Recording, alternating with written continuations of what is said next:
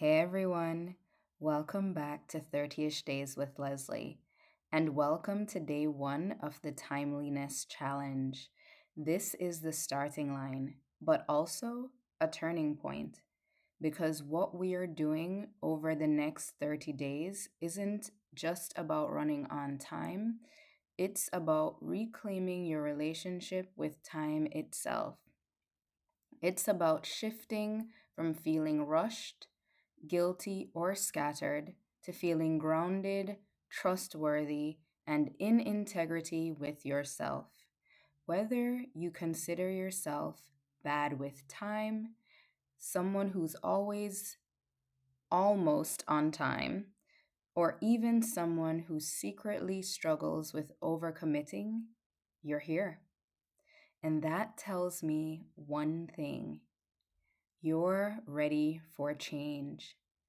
Not perfection, but progress. Not pressure, but power. So before we go any further, I want to begin with this simple truth: you are not broken. You don't need to shame yourself into better habits. You just need to remember that you have agency, real, tangible agency over how you move through time. This challenge is about that remembrance. Every single day, we'll chip away at old patterns and build new ones. And today, we start with one question: what's my current relationship with time? And how do I want it to feel instead? Before you answer, we're going to explore this through four parts, four doorways that help you get clear, get honest, and set the foundation for real change. Let's begin.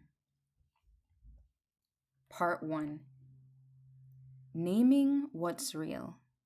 Let's start by naming the truth of where you are, because we can't shift what we refuse to see. Ask yourself, when it comes to time, where do I feel most out of alignment? Do I tend to run late for social plans, work meetings, or just for myself? Where does the guilt show up? And what do I usually tell myself in those moments?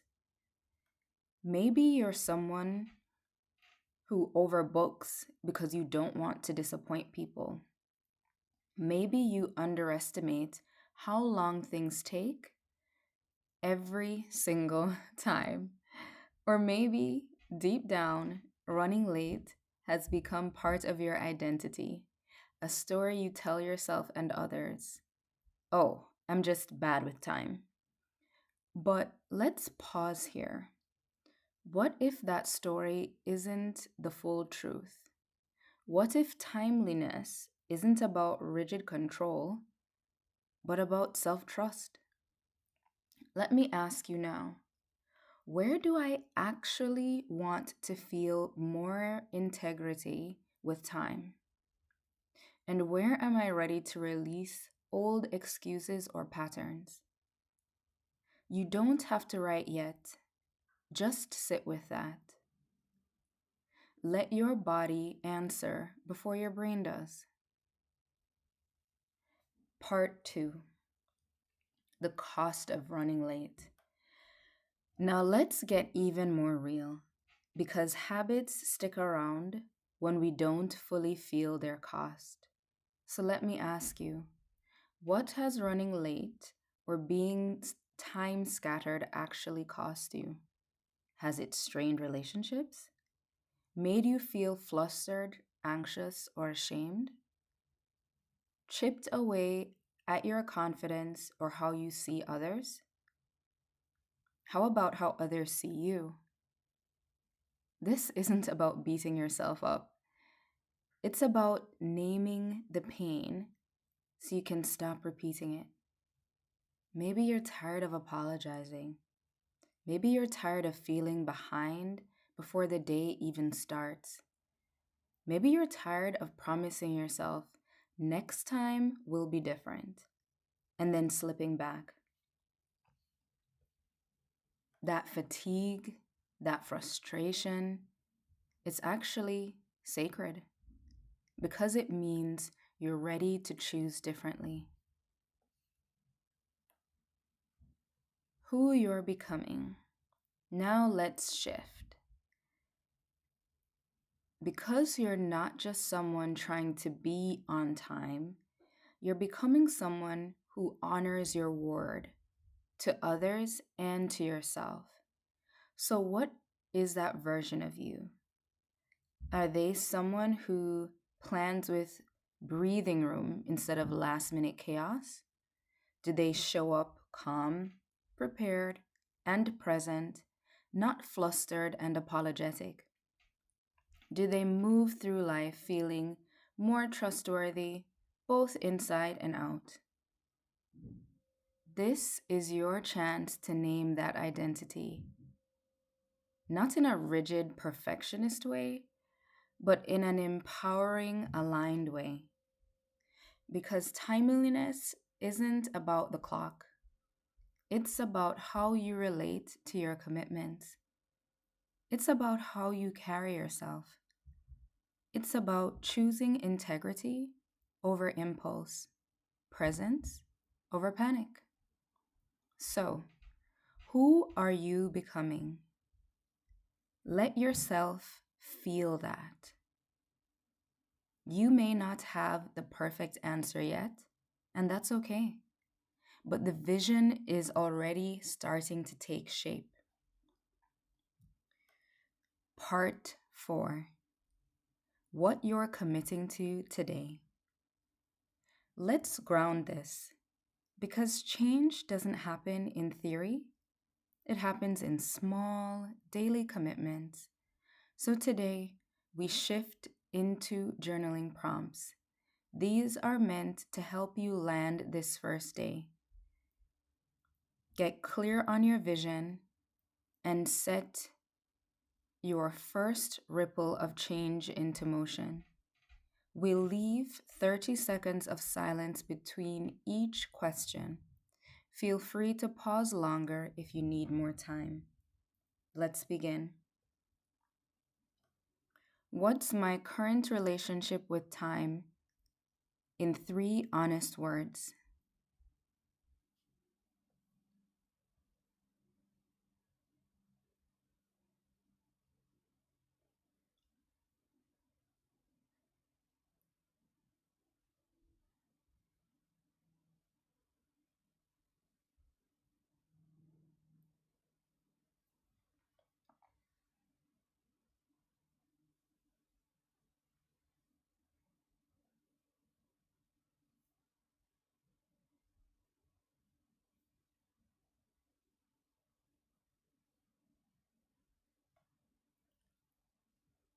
Prompt 2. Where do I feel the deepest desire to improve my timeliness and why?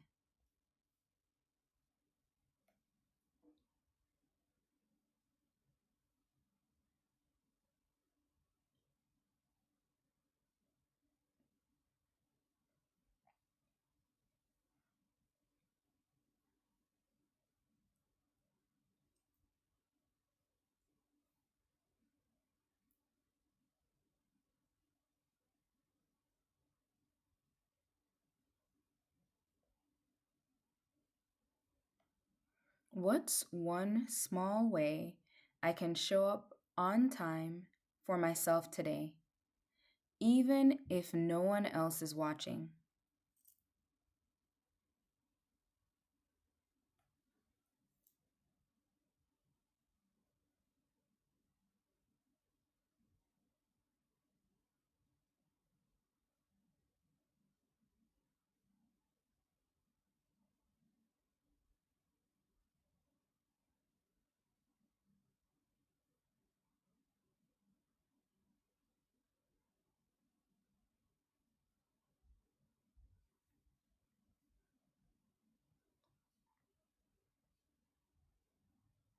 What limiting belief about my ability to be timely am I ready to challenge?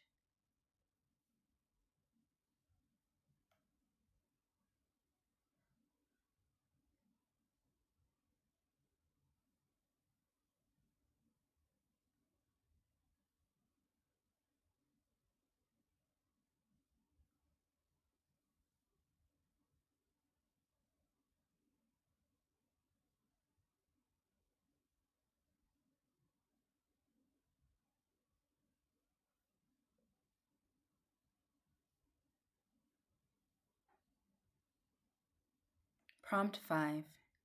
What does timeliness in action look like for me in a way that feels calm, empowered, and true?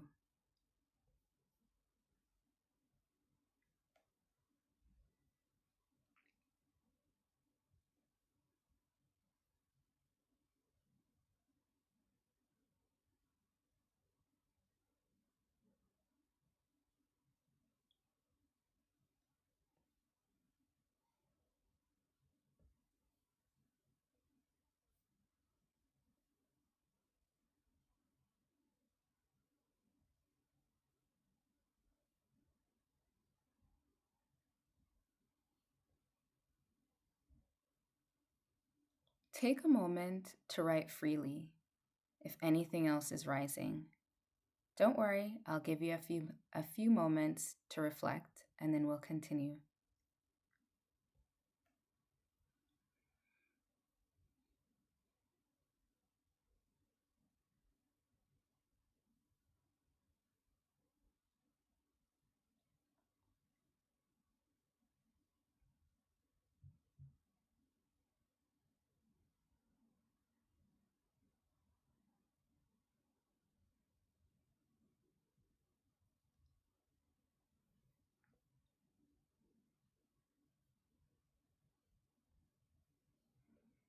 This is day 1, the day you begin rewriting the story you've been living with time.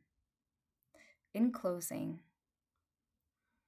as we close today's reflection, I want you to remember you are not doomed to your old patterns. You are not stuck.